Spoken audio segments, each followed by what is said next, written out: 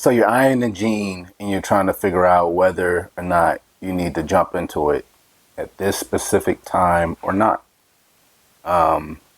Is it fully worth it?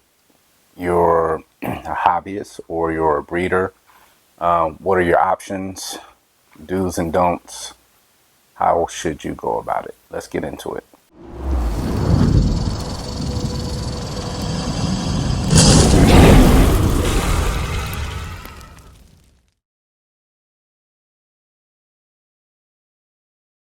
Hey guys, what's going on? Will here, Flawless Exotic Creations, coming to you with another video this week.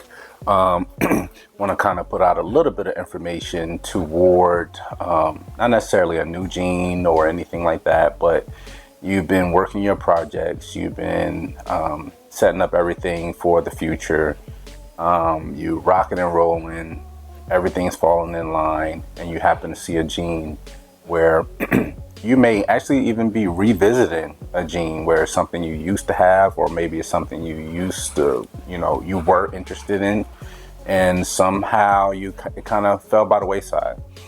You lost focus on that for other projects that you're now focused on or deep in.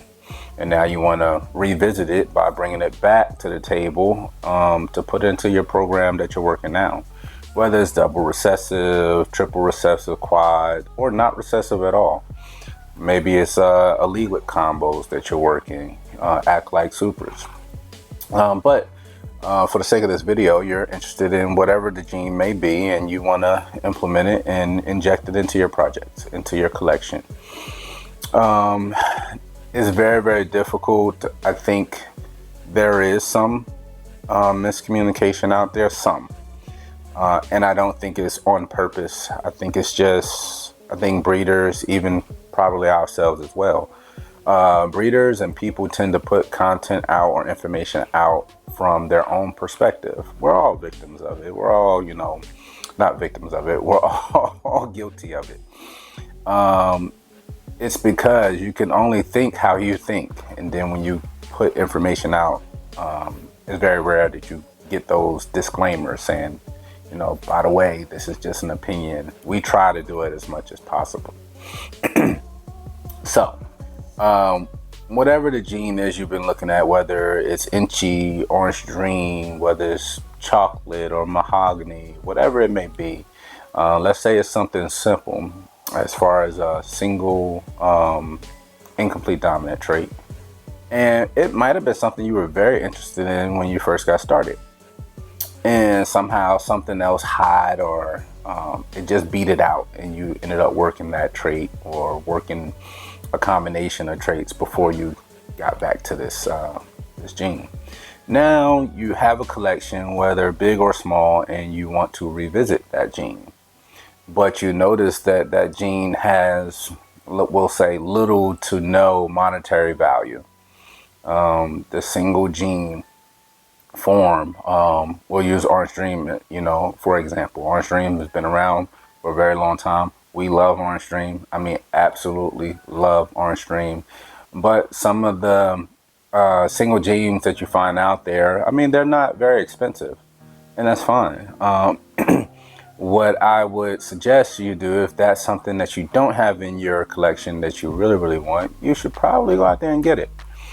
And you should push the envelope a little bit, search within certain parameters of your collection. If you're working chocolate, why not, seek out Orange Dream chocolate or Orange Dream Super, chocolate, things that work well within your program, that you don't necessarily have to produce all your ingredients for everything, meaning taking single gene Orange Dream and then taking it to your projects. And if you're working with recessive, creating your own heads, which is nothing wrong with that process. I think that's where some of the information comes out, where it says, hey, take your time, what's the rush? To a certain extent, that is accurate. That's accurate with newer genes to a certain extent. It's all in how you measure it, because if you're on a proper schedule, the way you keep your standards, everything is going according to plan. As long as things don't go off feed, I mean, things are going to grow at their own rates. You're not going to power feed. You're going to feed weekly or bi-weekly, according to whatever your schedule is. But I do think as a breeder, even if you take yourself serious as a breeder, or if you're one of the big dogs in the industry, to a certain extent, yeah, there is a rush. There absolutely is. I mean, you have so many irons to the fire when you're breeding at a full-time scale that you have several projects. You have several projects going at the same time. It's happened with us even last year. Some of the projects you're deeply invested in, every female or every breeding doesn't go for you. You know, and what do you do then? There's nothing you can do but wait and keep trying. The benefits of having multiple projects is just that. It's the fact that you can have a very high-end project not go for you that year, but your seasons and productions and holdbacks, maybe not in that project, still progress forward because of your other breedings, the other projects that you are able to focus on as well. These things are very important because if you are just, working that one program or depending on that one female to go for you and she doesn't go, that's your whole entire season done. So sometimes you have to look at things like that. That's why we play a numbers game. If we want a certain combo, whether it's a recessive, incomplete dominant, allelic, whatever it may be, chances are we're searching for 2 and 3, males and females. When it comes to males, we try to make sure we have a primary male for a program. We also want to make sure we have a backup male for a program. If funds and planning allows, then we'll actually try to acquire a backup to the backup just to try to stay prepared. On the male side, I'll talk about that real briefly. On the male side, if you do that with the way that we plan, sometimes we're set up in a situation where you spend money on a third male that you never use. And it's fine. It has to be okay by your business plan. Your primary breeder may knock it out of the park. He may do his thing, or he may start off doing really, really well. You may have to get, the backup male in halfway through the season, and he finishes up, and you never really have to use your third male. Thing is, the dollar value is relative to whatever the project may be. Again, not to get too scatterbrained, we have our Aussie boy that we got from Aussie. I believe he was a $14,000 male. But then our backup male, we have an ultra male pied, an Inchi ultra male pied that we got from TJ, from Tafati. I mean, at that time, he was a $5,000 male. And talking about that project, that's just 2 males. You're talking about putting a double visual recessive with the incomplete dominant male.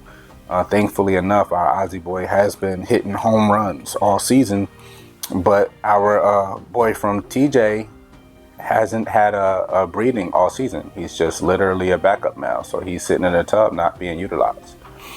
But the first year around, he was the one. He was a proven breeder, and he was the one hitting home runs. But we didn't want to rush and count our eggs before they hatch and sell our backup male during a rather high time where we could have pulled a good amount for him, with worries of, okay, well, what happens if our Aussie boy starts breeding and he doesn't take to certain females, or he's one and done? Then we're stuck with an entire program, an entire plan with maybe 1 or so breedings going on and having to push it off to the following year, where under them same circumstances, if that breeder failed to breed or only took to 1 or 2 females, you can pull them out of the game safely, let them adjust, get them back on food, and ride it out to the following season, while you bring in his backup, who's proven as well, finish off the season working with the same or similar genes with a few subtle differences, and end the season strong with a ton of holdback females that will progress you further along in year 4, 5, 6, and 7. If you don't have that backup male, it's just a wash of a season. So in that specific situation, the monetary value we could have gained from selling that backup male was not worth it. It was well worth and has been well worth putting them on the shelf, losing even more, losing half the value. You know, honestly, his price can go down to $1,000 as a proven, ultra male pod inchy breeder, and it's still worth it for us to hold on to him and sell him at that price versus sell him in a higher market. So some people may beg to differ on the decision making on that, and I get it. I completely understand. We just want to make sure that we're crossing our T's, dotting our I's. You never know when you need to back up and punt or revisit, your planning stages. And you don't want to always have to literally go out and search for something to buy in that specific moment because you need it right then and now. You always want to plan for the worst and stay prepared for it. But back to the topic, when you're trying to bring in a new gene and mix it into your programs and projects, you want to reach for the stars as much as you can, as much as your budget allows. So regardless of what the gene is, you want to hopefully get it already involved in the genes you're working with. Like I said earlier, whether you're working spot nose or chocolate or pod, if you can get it with those genes already there, or it being het for recessive, or maybe going in another direction that you're thinking about going in the future, it would be your best case scenario to do that. And if you can't, maybe you want to do it super slow, which still isn't super slow, but maybe you want to do it in a subtle way where you already have everything planned. Males, you're covered. Females, you're covered. And you want to pick up, 2 or 3 or 4 females that, have that gene. And you can go about it and do it that way where you pick up, we were using the example of Orange Dream, but pick up Orange Dream combos that are het for this or, het for that, or visual this or visual that, and grow them out. Or maybe they're breeders already and just have them there knowing that, hey, your plan is to bring them in.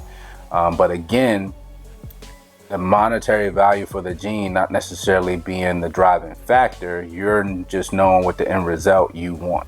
And I used Orange Dream for an example because it's a good example where you're finding them for, $75, $100 for a single gene, where throw that single gene into some of these crazy combos you see out there. Orange Dream, Fire, Hypo, Pod. Things where all kinds of combos where you see it with Orange Dream, and it's not necessarily adding just $75 or $100 to the value of the snake. It's because all the work has already been done leading up to that point. So that, work comes with a cost. I'm not telling you to break the bank to go out there and get some of the genes that's been around forever. I think cost is relative to the person spending it. I think depending on the project and who is needing it, there's different values. I hear all the time certain acquisitions being made by certain people, and it may be hearsay, but they're offering thousands and thousands and thousands of dollars. I heard a lot of stories, and again, this is a positive thing. This isn't spreading any gossip, but I heard a lot of stories as far as with Justin at Canova doing phenomenal business where he finds something that's available for sale and he pays over the asking price to facilitate a certain deal on specific genes to make sure he buy it out or corner the market on it. I think it upsets people when that happens, and it's not funny. I just get that I guess you call it a nervous chuckle. But I think it's an amazing business move because then you can corner the market. You already know what you have and what firepower you have that you're going to apply to that project, and you're going to take it from there and take it through the roof. I think if everyone looked at their own collections in that manner, you can do the same thing according to your scale. Everyone knows Justin leads the industry when it comes to ball pythons and certain combinations, but no one person can do it all. Therefore, if your focus is on a certain double visual, triple visual, or not a visual at all, maybe it's a lilac combinations, whatever it may be, and you apply 1,000% to it, I'm sure in due time, you can probably surpass everyone in that specific project if no one else is already going down that rabbit hole. There's so many genes and gene combos where if you truly sit down and come up with a game plan, a business plan on how you want to approach things, in 10 years from now, you can be in a lane all by yourself, even if you're just starting. That's one of our goals. We don't keep anything top secret. There's no secrets to it. We just want to apply ourselves. Anyway, it's Will, Flawless Exotic Creations, and we out.